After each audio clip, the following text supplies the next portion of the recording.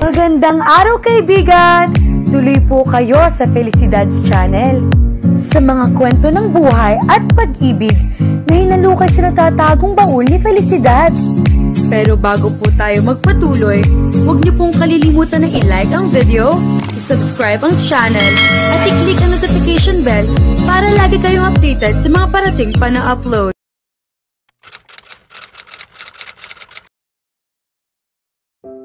Kung paano siyang nakasakay sa taxi ay hindi alam ni Kimberly. Nanginginig ang mga kamay niya. Hindi niya ngayon maintindihan kung bakit naisip niyang kayang pakitunguhan ang mga pangyayaring darating sa kanyang buhay. Ang buong akala niya ay nag-matured siya sa nakalipas na 3 taong mahigit. Na siya ay isang matalino at kalmadong babae na pinatatag siya ng hirap na dinanas mula nang malamang niloko at pinabayaan siya ni Renz. Napakagaga niya para isipin iyon. Sa ibang mga lalaki marahil, nagawa niyang idistansya ang sarili sa mga ito sa nakalipas na panahon. May tawag nga sa kanya ang mga classmates niyang lalaki noon sa universidad, babaeng mailap. Ganoon din ang mga kaopisinang lalaki niya ngayon. Maraming nagtangkang makalusot sa pader na inilagay niya sa sarili pero nangabigo ang mga ito. Pero hindi si Renz. Wala pa rin siyang laban sa kanya. Dapat ay naisip na niya iyan noon pang una silang magtagpo nito sa kasal ng kapatid niya. Sa townhouse siya tumuloy. Hindi na niya kayang pumasok at wala rin siyang magagawa. Tinawagan niya si Laura at ipinaalam ditong napasa kanila ang kontrata at bukas na lamang sila mag-uusap. Halika rito, mahal, anya sa anak. Kinarga at niyakap ng mahigpit. Hindi ako makahinga, reklamo ni Ralph. Natawa siya. Pasensya anak. Maghapon mo akong kasama ngayon, Ralph. Anong gusto mong gawin natin? Maglaro ng basketball, sagot ni Ralph. Kinuha nito ang laruang plastik na pinipindot at tataas ang bolang maliit upang pumasok sa ring. Pangdalawahang tao ang laro. Natawa siya. Ito ba ang paglalaruan natin? Tumango ang bata na pumwesto sa tabi niya. Bukas, bibilhan kita ng totoong bola. Kahit iyong maliit lang basta bola. Bili bola. Kumislap ang mga mata ng bata. Pangako. Hindi mo ba alam na matangkad ang daddy mo? 6 na talampakan at 2 pulgada ang tangkad niya, at ang gwapo niya, parang ikaw, Ralph. At star player ng basketball noong araw sa campus. Minsan naiisip ko kung bakit hindi siya pumasok sa isang professional basketball league, wala sa loob na nagkwento sa anak. At ikaw, mahilig ka rin sa bola ha? Minana mong lahat. Parang kamukha mo talaga ang daddy mo. Tuloy-tuloy pa rin niyang sinabi na tila may gulang na ang anak. Daddy ko? Ulit ni Ralph na nakatanga sa kanya. Oo, daddy mo. Na hindi niya natapos ang sasabihin. Biglang napawi ang ngiti at napatitig sa anak. Buong buhay nilang mag-ina ay hindi niya binanggit dito ang tungkol kay Renz. Saan daddy ko? Si Ralph na isinubo ang isang daliri at tumingala sa kanya. Nanlumong napasandal siya sa sofa. Isang tapat na pagkakamali iyon. At kailangang pagbayaran niya ito. At hindi niya alam ngayon kung paano sagutin ang anak. Saan daddy, mommy, ulit ni Ralph. Nagkakandautal siya. Dinampot ang anak at tuluyang napaiyak. Ang buong akala niya ay kumpleto na silang mag-ina. Hindi nila kailangan ang kahit na sinong lalaki. Pero ang hindi niya napaghandaan ay ang ganitong pagkakataon. Ralph Lawrence Antonio, paano kung tanungin siya nito pagdating ng araw kung bakit magkapareho sila ng apelyido? Paano niyang pakikitunguhan at haharapin ang bawat pagkakataong magtatanong si Ralph tungkol sa ama? Lahat ng iyon ay pabalik-balik sa isip ni Kimberly at isa man ay wala siyang maapuhap na sagot. Pumasok siya kinabukasan na naroon na si Laura sa silid niya. Maaga ka ngayon, bati niya. Inilagay sa mesa ang bag at attache case. Pagkatapos ay inayos ang mga gamit sa mesa. Ibinitin mo ako kahapon, Kimberly. Ano ang nangyari sa pag-uusap ninyo ng manager ng Bionatural? Naupo ang matandang babae sa gilid ng mesa. Matabang siyang ngumiti. Tulad na ng sinabi ko sa inyo kahapon, sa atin ibinigay ang kontrata. Ganun kabilis?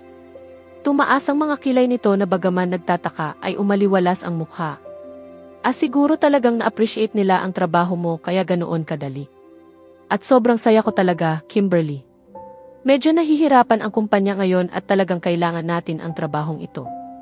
Bukod sa pera, si Balmes Advertising ang nagbibigay sa akin ng lakas para magpatuloy. Ano ang gagawin ko kung wala ang kumpanya?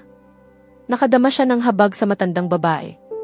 Mula nang mamatay ang asawa nito'y ibinuhos na ang lahat ng panahon sa kumpanya. Si Marlon ay hindi naglalagi sa Pilipinas. At iyon ang talagang dahilan kaya hindi niya maaaring pabayaan ang trabahong ito. Malaki ang utang na loob niya kay Laura dahil sa tulong na ginawa ni Marlon nang magpanggap itong asawa niya. Hindi mawawala ang kumpanya, Tita Laura, paniniyak niya. Maliban sa Bayanatural, marami pa tayong makukuhang kontrata. Kapag nandyan ka anak, sigurado talaga ako niyan. Isang tikim ang nagpalingon sa dalawang babae sa nakabukas na pinto. Nakatayo roon si Renz in a dashing signature polo shirt na kulay puti at itim na slacks. Magandang umaga, mga ginang, umiti ito na ang mga mata inagtagal kay Mrs. Balmes at bahagyang sinulyapan si Kimberly. Hello, Renz. Bumilis ang tibok ng dibdib niya. Maupo ka. Tita Laura, siya si Mr. Lorenzo Marzan, ang managing direktor ng Bionatural Philippines. Umiti si Laura at inabot ang kamay. O kumusta, Ginoong Marzan? Ako si Ginang Balmes. Walang anuman, ma'am. Hindi niya inaalis ang ngiti sa labi. Pasensya na kung maaga akong dumating pero nalimutan ni Kimberly na ibigay sa akin ang advertising campaign na ginawa niya. Sinulyapan nito si Kimberly na pinanlakihan ng mga mata. Nakalimutan? Bulalas ni Laura. Pinaglipat-lipat ang tingin sa dalawa. Ibig mong sabihin, hindi mo pa nga nabigyan ng pagkakataon na tingnan iyon? Bahagyang ikiniling ni Renz ang ulo tanda ng pangsang-ayon. Kung ganon, paano mo nagawang pag-aralan at aprubahan ang trabaho niya kung matagal nang magkaibigan ang mga Antonio at mga Marzan, Ginang Balmes, sambit niya ng may kasiyahan. Pareho kami ng alma mater ni Kimberly at alam kong mahusay siya. Ano ba naman yan, Lorenzo Marzan? At dahil lang doon, binibigyan mo kami ng kontrata. Hindi pa rin makapaniwala si Laura. Iyon at ang aking tiwala sa kakayahan at husay ni Kimberly. Maaari ko na ba iyong hingin ngayon at marahil ay pag-usapan natin ang ilang mga ideya? Siyempre naman. Siyempre. Agap ni Laura na nilingon ang nakatangang si Kimberly. Nasaan iyon, Kimberly? Pagkatapos ay muling bumaling kay Renz. Paumanhin, nakalimutan ko kayong alukin. Ano po ang nais ninyo, Ginoo Marzan, kape po ba o soda? Kape na lang po, salamat. Dadamputin sana nito ang intercom upang magpapasok sa sekretarya, pero minabuting hindi na. May nararamdaman itong tensyon na hindi mawari. Ako na mismo ang aayos nito. Anito na sinabayan ng labas. Buwisit ka, Renz. Pabulong na sinabi ni Kimberly na namumula sa galit. Pinagmukha mo akong gaga at tanga. Natitiyak kong itatanong ni Tita Laura kung bakit mo ibinigay ang kontrata sa amin nang hindi pa man lang nakikita ang trabaho ko. Nagkibit ng balikat si Renz. Di sabihin mo sa kanya ang totoo na sa paniningil ko ay nagawan ko ng malaking pabor ang kumpanya niya. Ibinagsak niya ang mga papel sa mesa. Ano bang paniningil ang sinasabi mo? Kung ano man ang namagitan sa atin noon ay tapos na iyon. Wala akong utang na dapat bayaran sa iyo. Kaya hindi kita naiintindihan kung anong kasalanan ang dapat kong pagbayaran sa iyo. Sa kabila ng galit ay nagbabadya ng pagsusumamo ang mga mata niya. Tumalim ang mukha ni Renz at nilapitan siya. Napasiksik sa dinding si Kimberly. Tama na ang drama, Kimberly. Alam kong mahusay ka dyan. Nakakainis ka na, Renz, umupo ka na. Gusto na niyang maghisterya. Aba, may dating pa rin pala ako sa'yo, ano? Bulong ng binata sa mapanganib na tono. Inabot ang batok niya at marahas na hinila pakabig. Kung hindi niya naisip na nasa opisina sila ay sumigaw na siya. Ibinuka ang bibig upang magprotesta, subalit hindi nagawang makalabas ng tinig niya. Mga labi ni Renz ang tumakip roon at sinisiil siya ng halik. Marahas na mga halik tulad din noong nasa batis sila. Gusto niyang magpumiglas pero hindi niya nagawa. Parang naparalisa siya sa dami ng magkahalong damdamin. Malaki ang epekto ng ginagawa ni Renz sa katawan niya. At pagkatapos ng lahat ng taon na ito. Pagkatapos ko siyang labis na namiss. Nagbago ang paraan nito ng paghalik sa pagpapaubaya niya. Hinahalikan niya siya ng malumanay at mahinahon na parang babasaging kristal. Tulad din ng gabing iyon sa batis, sa ilalim ng buwan, nang dahan-dahan niya siyang niyakap. Bigla ang paghinto ni Renz nang malasahan nito ang alat ng nag-iisang luhang kumawala sa mga mata niya. Kainis ka, Kimberly, bulong niya ng may galit at bahagyang paos na boses. Bakit ka nag-asawa sa iba? Sa pagkakataong iyon ay hindi nito nagawang itago ang kapaitan sa tinig. Nag-angat ng mukha si Kimberly. Bakit? Bulong niya sa ganoon ding tinig. Ang hindi makatarungan mo, Renz. Sobrang hindi makatarungan. At tuluyan nang kumawala ang mga luha niya. Sa sandaling iyon piniling pumasok ni Laura na dala ang tray ng kape. Nagsalubong ang mga kilay nito sa dinat ng eksena. Dinampot ng binata ang mga papel sa mesa. Ikinalulungkot kong kailangan kong umalis, Mrs. Balmes. Nakalimutan kong may appointment nga pala ako ngayong umaga. Wika nito kay Laura na naguguluhang nakatingin pa rin sa kanila. Nilingon ni Renz si Kimberly. Magkikita tayo sa opisina ko, Kimberly, bukas ng umaga para sa kontrata, ang otorisadong salitang binitiwan bago lumabas. Ibinagsak niya ang sarili sa silya at nagtuloy-tuloy ng umiyak. Sandaling hinayaan siya ni Laura sa ganoong ayos. Pwede kang umiyak sa balikat ko, anak, banayad nitong sabi. Nagtaas ng mukha si Kimberly. Inabot ang tissue at nagpahid ng mukha. Siya ang ama ni Ralph, Tita Laura, anya makaraan. O siya ba? Gulat na sabi niya. Walang namagitang salitaan sa dalawa ng kung ilang sandali. Si Kimberly ang bumasag ng katahimikan at sinabi sa matandang babae ang lahat. Mula sa simula, hindi natin kailangang gawin ang trabaho, anak. Hindi sa lahat ng pagkakataon ay mahalaga ang pera. Totoo, kailangan natin ang kontratang ito para mapanatili ang Balmes advertising, pero hindi sa kapinsalaan mo. Grabe ang lalaki na iyon, akala niya siya pa ang pinakamagandang regalo ng Diyos sa mga babae. Napangiti siya roon.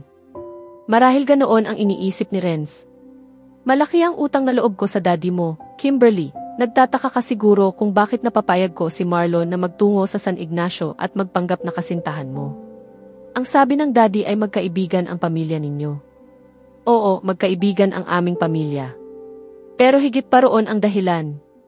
Ipinagkasundo kaming ipakasal sa isa't isa ng aming magulang at nagkasundo kami sa lahat ng bagay at nirerespeto ko siya.